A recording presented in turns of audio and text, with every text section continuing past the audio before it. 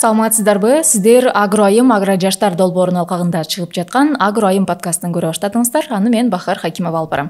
Бизде бүгүн конокто Нактакак деп аталган ушул табигый азыктарды чыгарган компаниянын негиздөөчүсү Самара Кушубакова бар. Самара айым, кош келипсиз студиябызга. Саламатсыздарбы? Чакырууңуздарга терең ыраазычылык билдирем.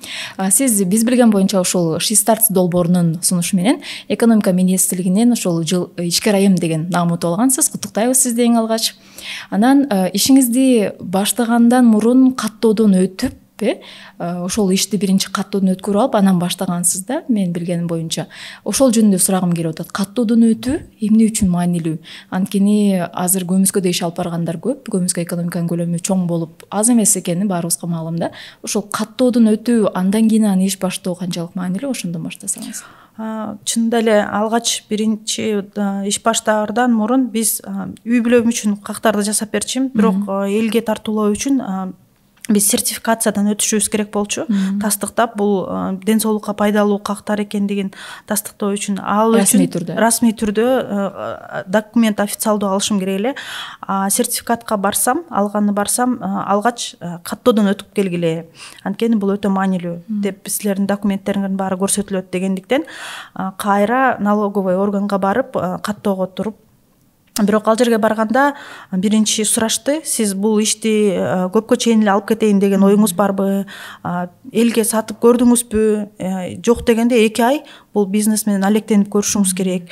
Жөн эле каттоодон өтүп, анан кайра өткөн оңой, бирок аны кайра жабуу бир аз кыйыныраак болуп калат деп дароо ошол жерден айтышты.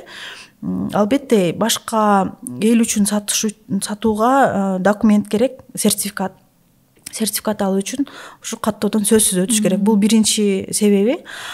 Экинчи себеби болсо, бул мамлекет үчүн өтө маанилүү нерсе. Анткени биз каттоодон өтүп саткан ар бир, мисалы 2-4% төлөйбүз учурда налог. Ошол түшкөн кирешиден 2-4% төлөйбүз. Анан ошол биздин төлөгөн пайызыбыз барып эле гос иштеген, айлык акы алган ишкерлер үчүн өтө маанилүү, мектептерге, ошол эле пенсиялар төлөнүп берилет. Бул биздин мамлекеттин жалпысынан экономикасы үчүн дагы өтө маанилүү нерсе. Бардык нерсе кичинекей суммадан башталат. Биз ишкерлерди колдоо үчүн мамлекетибиз 1 жыл убакыт берет. 1 жыл убакыт сен ишкерлигиң жөнүндө көрсөтүп, официалдуу түрдө отчет тапшырасың, нулевой отчет. Анан 1 жылдан кийин бүт болгон түшкөн каражаттан 2-4% кирешеңден төлөп турасың. Бул салыкпы, салык төлөнөт сөзсүз түрдө. Бул өтө маанилүү. Жана ачканга караганда жапкан кыйыныраак экен деп атыңызбы? Мисалы, эмнеге кыйын экен? Эмне талап кылынат экен мисалы? Документация болсо керек. Мен Кудайга шүгүр азыр ал жолун билбейт экенмин. Ачылган оңой эле болду. Мисалы, барып официалдуу түрдө менин паспортум менен эле каттоодон өттүм.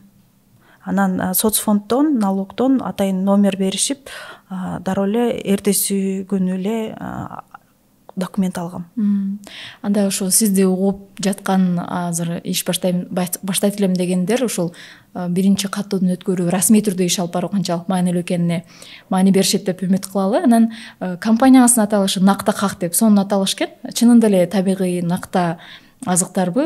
Өзгөчөлүгү эмнеде? Кандай артыкчылыктар бар? Биз негизи 3 балам бар. 3 балам фурункулез болуп сыздоок деп коет. Элибизде ошо сыздоок бир учурда чыкканына байланыштуу биз педиатрларга барып, врачтарга кайрылганда балдарыңар витаминоз болуп атат. Бул витаминдин жетишсиздигинен ушундай бирөөлөр аллергия болот, бирөөлөр мындай ооруларга чалдыгат, ар кандай. Анан силердики ушундай сыздоок чыгып атат.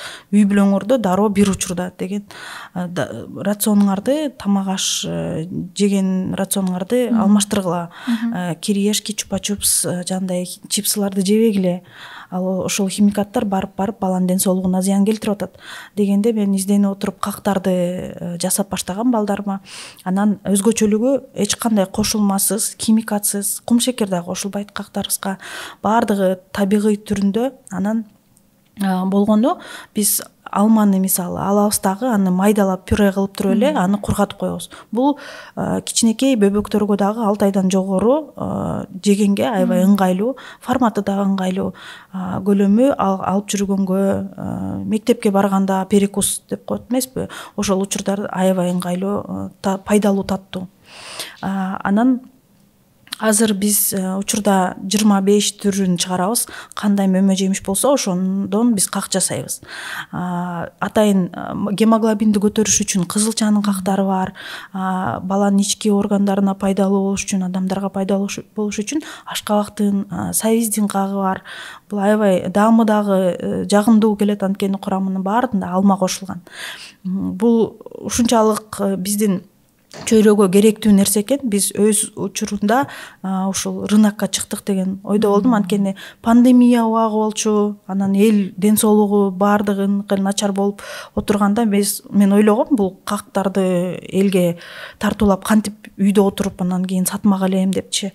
Бирок суроо талап чындыгында биздин өлкөбүздө бар болгондугунан биз пандемия учурунда, аябай разгар учурунда элге жеткирип берип аттык. Туура убакытты карман калдым деп атасыз.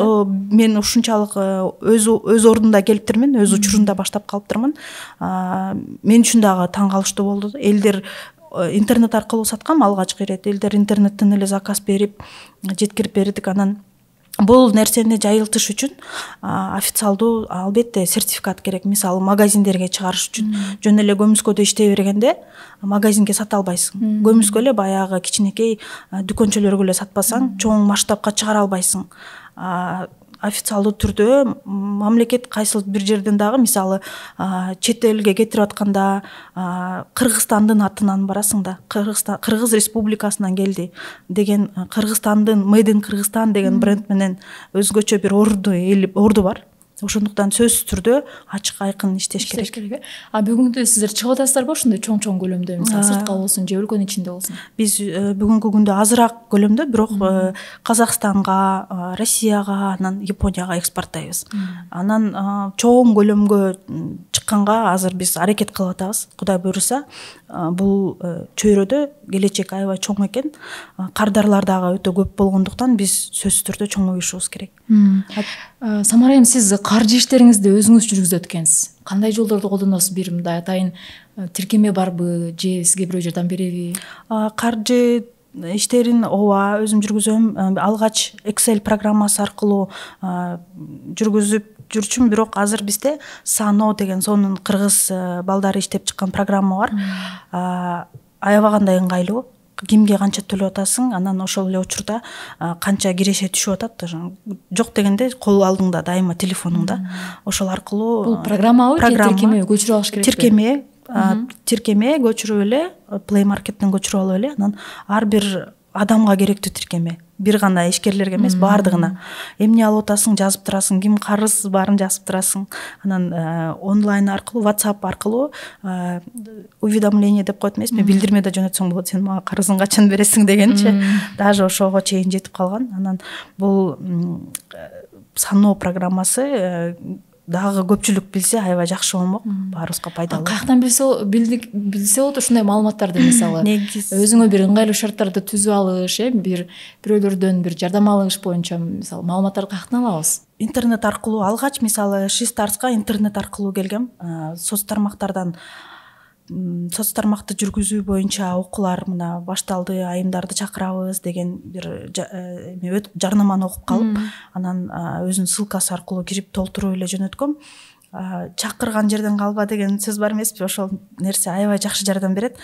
Эң тушоо кесим да Шистарстан башталгандыктан бул жерден көп ишкер айымдар менен тааныштым. Анан бири-бирибиз менен таанышып, коом түзүлүп калат, өзүнчө эле ишкер айымдардын бир уюму болуп эле. Анан жаңылыктар болуп турса дагы тааныштар аркылуу ошо билгенге дагы жакшы шарт түзүлөт. Анан мен дагы жакшы нерсе билип калсам, мисалы жаңы программа чыгып атканы же болбосо грант программалары чыгып атканы тууралуу билип калсам, өзүм тааныштарыма, ишкер айымдарга кимге актуалдуу болсо, ошолорго жөнөткөнгө аракет кылам. пайдалуу болсун деп. Анан көбүнчө эле соц тармак бул күч болуп калбадыбы азыр, интернет аркылуу билебиз.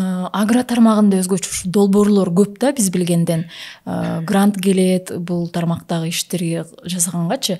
Ошолор боюнча мисалы долбоорлор кантип катышса болот, алар жөнүндө кантип билсе болот? Сиз өзүңүз катышып жүрөсүзбү? Грант ута алган учурларыңыз болду беле мисалы? Долбоорлор бизде чындыгында азыр жакшы жаштарды иш баштап аткандарды колдоочу долбоорлор, сонун долбоорлор чыгып атат. Ошол эле тааныштар аркылуу, ошол эле соц тармактар аркылуу жарнама беришет. Мына долбоор биз башталды депчи. Бардыгын аракет кылам карап турганга. Анан өздөрүнүн мындай шилтемеси аркылуу кирип толтуруп анкета берилет. Ошол толтуруп эле анан долбоорго өз талаптары менен болот. Ар бир долбоор ошо талаптарына туура келгенде чалып, анан чакырат өздөрү, мындай жолугушууга чакырып, собеседование деп коет эмеспи, өткөрүп, анан кийин тандалып алынат ал долбоорлорго дагы. Жаш табышкер деген долбоорго катышып мен 3000 евро алдым грант. Бул дагы алгач 30 адам барып биз окудук, ишкерлер 30 адам барып, ошонун 20сы грант алды.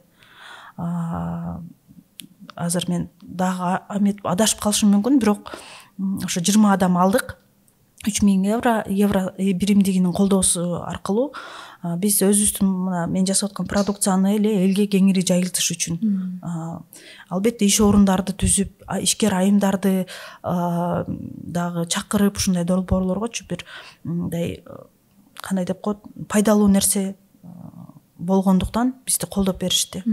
Грантты эмнеге жумшадыңыз мисалы ишиңизге? Мага грант техникалыңызбы? Ооба, мага грант берүүчүлөр техникалык жабдыктарды алып берди. Мисалы биз эми мурун кактарды 7000 чыгарып турсак, азыр биз 12000, 13000 чыгарабыз. Ушундай жакшы. Анан 2 иш орун түзүлдү, туруктуу иш орун. 2 киши туруктуу айлыктарын алып иштеп атат. Эми биз мындан дагы көбөйсөк деген ойдо. Ошону көбөйтүш үчүн сизге азыркы учурда эмне керек? Эмне муктаждык бар?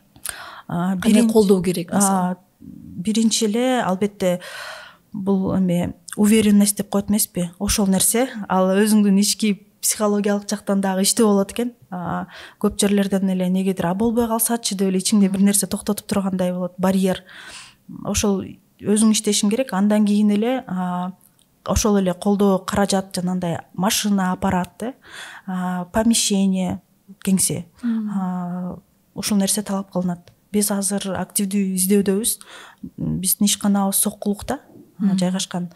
Өзүбүз былтыр чаккан 2 бөлмөлүү бардык санитардык жактан жооп бере турган бир ишкана салганбыз өзгөчөбүз менен. Бирок быйыл ал ишканада 5 киши иштөө дагы аздык болуп калат экен. Помещение кичинекей болуп, чоңойтушубуз керек. Эми биз арендага издеп баштадык. Ошол санитардык жактан жооп берген, бизге иш шартыбызга туура келген бир помещение карап, анан эгерде акысы туура келип калса, анда биз дагы алып, анан чоңойгонго жол алдык буюрса. Сиз иш баштаганыңызга 3 жылдай болгон экен. Бүгүнкү күндө жакшы эле кетип бараттыр жумушуңуз, өзүн актап атабы? Анан негизи эле аялдарга сиз сыяктуу болуп иш кылат элем деген ошо агро тармагында өзгөчө кандай мүмкүнчүлүктөр бар? Эмне иш кылса болот? Изденүү керек алгач. Албетте ушундай тармакта иш жүргүзсө болот. Азыр заманбап ушунчалык техникалар, жолдор, мисалы мурун бир 10 жыл мурун или 5 жыл мурун, 5 жыл мурун да дебейин, 10 жыл мурун менде болгон как жасаган айым соц тармак аркылуу кеңири сата алчу эмес да. Азыр ушунчалык заман өзгөрүп, кардарың менен жакын болуп калдың. Үйдө отуруп эле, жасап эле, анан интернет аркылуу эле сата берсе сонунда. Анан изденүү албетте. Мисалы, ушул кыздын как жасап атыптыр, кагы жакшы болуп атыптыр, мен да как жасайын деп эле анан жасай берсе болбойт. Анткени биринчиден өзүндө да сүйүү болуш керек бул жумушту. Майда жумуш, ар бир жумуштун өзүнүн орчулуктары болот. Анан өзү баштайын деген ишти терең изилдеп, биринчи колунан келеби? Колунан келбейт деген бир эме коркунуч болушу мүмкүн. Сөзсүз түрдө эле мындай коркуп отура бербей, аны биринчи баштап көрүш керек. Сөзсүз түрдө баштап көрүп, анан кийин бул мага жагабы, мен канча убакыт бул иш менен алектене алам деген суроолор дагы болуш керек. Анткени менин тааныштарым деле бар. Бүгүн нан жасайт, эртең конфет жасап аткан, бүрсү күнү бир тармакка иштеп кеткен, анан эртеси дагы бир иштерди баштап жүргөн да. Бирок бул жерде туруктуулук жок болгондуктан результаты дагы жок болуп атпайбы? Андыктан баштадыңбы ошол ишти улантып түп тамырына чейин окуп, изилдеп, тереңирээк жеткенге чейин, бийиктикке жеткенге чейин өтүрүш керек. Мисалы көргүм келет да, балким мен башка бир тармактан киреше таап атырмын деген ой келе берет да адамга. Тигини кылып көргүм келет, муну кылып көргүм келет, анан аягында бирөөгө токтойсуң да. Кыргызда макал бар, 2 тонн чөбүн эңсеген деп, эликтеп. Андыктан кайсыл жакка жүрөгүң тартса, мына кичинеден кол эметип көрдүң, убакыт деле өтүп атпайбы? Кайсыл жакка жүрөк тартса, ошол ишти алып кетиш керек да. Өзүң менен өзүң ачык, айкын, честно деп коет эмеспи? Ошондой бир мындай өзүңө бир чечим чыгарышың керек. Анан агро тармак бул биздин келечегибиз. Бул жакта Кыргызстандын мисалы 60% ошо агросферада. Эгер ишкер айым агро тармакка кирсе, жөн гана мырзалардан айырмачылыгы жөн эле мындай иш орундарын түзүп, аны жылдырып кетүү эмес, мындай бир тараптуу ойлонбой, ал ички түп тамырынан бери ойлонот экен да. Мисалы өзүм деле айтып кетейин. Баткен когалаңы болуп, жандай когалаңы болуп, анан окуясы болуп, анан мен кантип жардам бере алам деген ой келди. Анан ал биринчи эле балдарымдын кийимдерин чогултуп баштадым. Эң кол алымда турган ушул нерсе болчу. Анан каражаттарымды канча бөлүп бере алам деген ой келди. Анан ойлонуп отуруп, Баткенден келген кыз болсо мен анын иш менен камсыз кыла алам да деген эле ой келди. Анан чындап эле ушундай бир үй бүлөлөрдү издеп баштадым. Кимге барып эметип көрөм деп. Анан ошол биздин гумпомочту кабыл алып аткан адамга айттым, эгерде бир үй бүлө болсо, аларга мен мындай жардам бере алам, иш орундарын түзүп бере алам деп. Бир кыз таап, ал кыз 4-ай ушу биз менен иштеп атат. Баткенден келип, ошо Сокулукта туруп, квартирада туруп иштеп атат. Ушундай бир түп тамырынан бери ойлонуп калат экен айым ишке киргенде. Андыктан бул жакшы нерсе. Эми ошол эле учурда тоскоолдуктар жөнүндө сөз кылсак, бүгүнкү күндө мисалы өзүңүздүн мисалыңызды айтып берсеңиз, эмне тоскоолдуктар бар ушул күнүмдүк жумушта да? Аялдар үчүн өзгөчө. Менин ишти баштаганда үй бүлөм такыр ишенген эмес. Капкайдагы кактар, кызылчанын кагыбы бул каякта бар депчи. Бизде ким алмак эле дегенде. Ким алмак эле деп кайненем айтты. Эми буну сен балдарыңа жасап атасың, бирок рынокто буну ким алмак эле деп. Анан жолдошум айтты, мен сага жабдык алып бердим, жардам бердим, эми сен продуктыга акча бересиңби? Мен ошо как жасайт элем сатыкка десем, эми бул жагын өзүң эле эптеп албасаң, билбейм, мен болгон эмемди, каражатымды сага бердим деп койду. Колдоо алган жокмун үй бүлөдөн. Анан курбу кызыма кайрылып, курбу кызым карызга каражат берип туруп, анан 2 балам үйдө, биз үйдө чоң болгондуктан, кайнене кайнатабыз айылда тургандыктан бизде жардам берген киши жок да. 3 балам бар деп атпаймынбы, 1 балам колумда, эмчекте. Анан заказ интернеттен келет, мен үйдөн как жасайм. Интернеттен заказ келгенде баламды колума алам дагы, 2 баламды оюнчуктарын берип, курсагын тойгузуп, үйгө калтырып коюп, жамгыр болобу, кар болобу, ошо көтөрүп алып жеткирген учурларым болду. Бул башка ордумда башка бирөө болсо балким тыштап коймоктур ошол убакта элечи. Анткени Сокулуктан Бишкекке келип деле 3-4 пересадка менен кыйын эле болуп калат да. Анан балаң да жолдон ыйлайт. Анан ушул учурларда тыштап койгум келчү. Чындап элечи. Ошондой учур болдубу сизде? Мен өзүмдүн жеңдиңиз ошондой айтып берип атам, кыйынчылыгымды. Келечеги бар, бардыгы жакшы болот. Бул келечеги аябай чоң деп, анткени мен ошол учурда кардарларым дагы сурап, мен заказдарым да бар болчу. Мен жеткирип берип коюп, өзүм кайра үйгө чуркап барып жасашым керек болчу. Анан жетишпей аткан учурларым болду. Анан ошол ишеним эле мага чоң дем берип турду ишимди алып кеткенге. Аял киши ушул кандай сапаттарга, кандай мүнөздөргө ээ болуш керек да, мындай бизнести жүргүзүп кетүү үчүн, ошол учурда үй бүлөсүнө дагы караш үчүн, Аял киши биз мындай эртең менен ойгонгондо эле толтура ой келет да, башыбызга баламды кийинтишим керек, анан тегил бул кандай гана ойлор келбейт. Эң алгачкы бир эме бул порядок болуш керек да.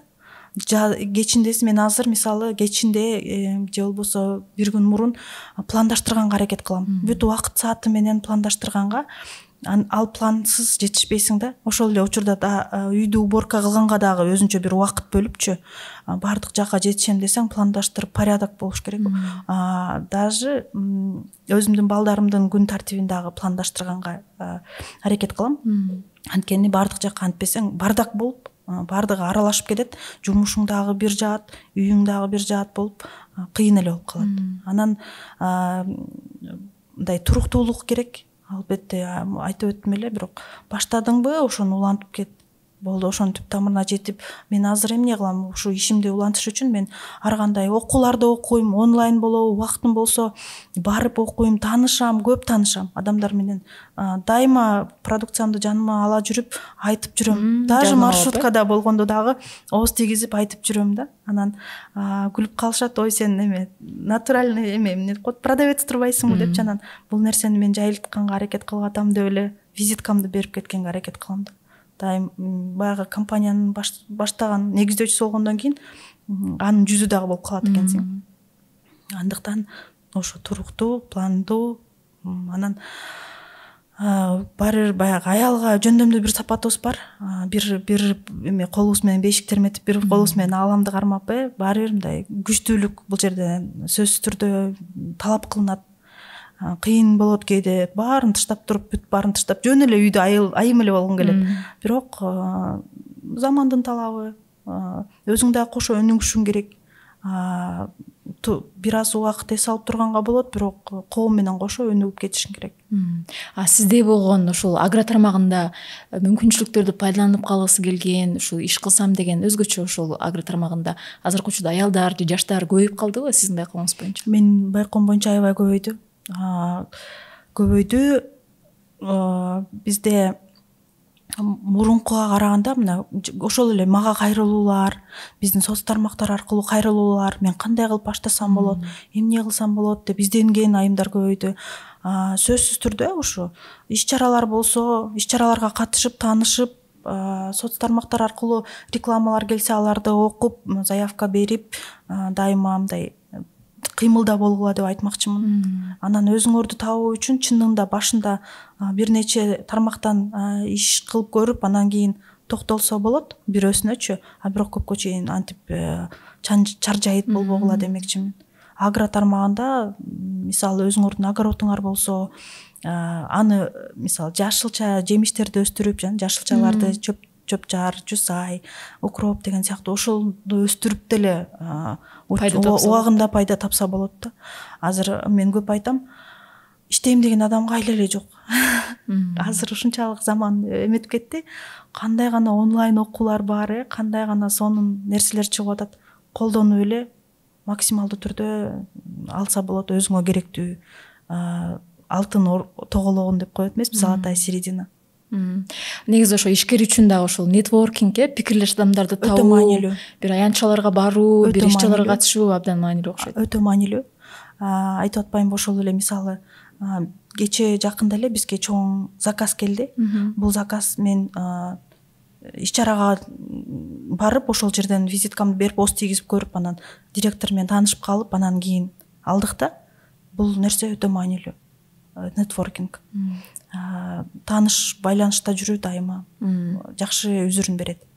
Сиз жана туруктуулук жөнүндө сөз кылып кетпедикпи? Азыр ушул Накта компаниясын, ушул Накта кактарды мындан ары да ушундай ишти улантасызбы же башка бир нерсе кылып көргүңүз келип атабы? Мен бул тармакты терең изилдеп жүрөм. Анан кийин бул тармакты улантам сөзсүз түрдө. Бул тармактын келечеги аябай, компаниябыздын келечеги аябай чоң. Мен Кыргызстандын ичинде гана выставкаларга эмес, эми чет элдеги выставкаларды карап калдым. Анткени алардын чыгаруу, өндүрүү ыкмалары такыр башкача. Мен жаңы ыкмаларын үйрөнгүм келет. Сапаттуу жабдыктарды алып кеңейтким келет. Азыркы күндө ошол ушундай бир аянтчаларга чыгып атасыңарбы, реклама кылып, товарларыңарды мисалы эл аралык болсун же коңшу өлкөлөргө болсун? Жакынкы учурда ислам мамлекетинин, ислам өлкөлөрүнүн форуму болуп өттү. Биз ушул жерде эл аралык форум. Анан биз катыштык. Бирок биздин көлөмүбүз Кыргызстандын ичинде, анан чет элге бизге мисалы Өзбекстандан келди, жумасына 26 000 штук керек депчи. Биз анча көлөмгө азыр жете элекпиз. Кудай буйруса ошо жетишебиз деген ойдобуз. Анда сизге азыркы күндө сиз көлөм жөнүндө маселе болуп атпайбы? Ким жардам берет, дагы жумуш ордун көбөйтөйүн деген пландарыңыз барбы? Бүгүнкү күндө сизге мисалы канча адам жардам берип атат? 2 жумуш ордун деп айттыңыз, Дагы эмне керек сизге мисалы ошол жумушуңузду, ошол көлөмдү көбөйтүш үчүн? Алгачкы эле ошол эле жабдыктар керек. Бизде азыр учурда 4 кыз, 1 мырза иштейт, 5 иш орундары бар. Өзүм менен 6 биз командада. Анан жабдыктар, биздин жабдыктарыбыз бир күн мисалы бүгүн салсак эртең кургатып чыгарат. Бизге андан да батыраак бир мындай ыкмаларын, ошол эле убакта мындай табигый жол менен витаминдерди өлтүрбөй турган ушундай айтып атпайм, изилдөөдөмүн деп. Буйруса ошол чет элден көрүп келсем деген ойдомун. Насыя алуу бүгүнкү күндө кандай? Сиз алып көрдүңүзбү? Оңой элеби алыш? Насыя алуу боюнча чындап эле биз ошо чоңойтуш үчүн, насыя алуу үчүн банкка кайрылгам, биринчи эле чоң пайызды алып алгам. Анан азыркы күнгө чейин аны төлөп жүрөм.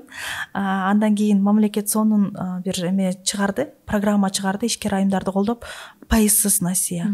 Анан ошол программа аркылуу өтүп, мен дагы банк аркылуу алдым пайызсыз насыя.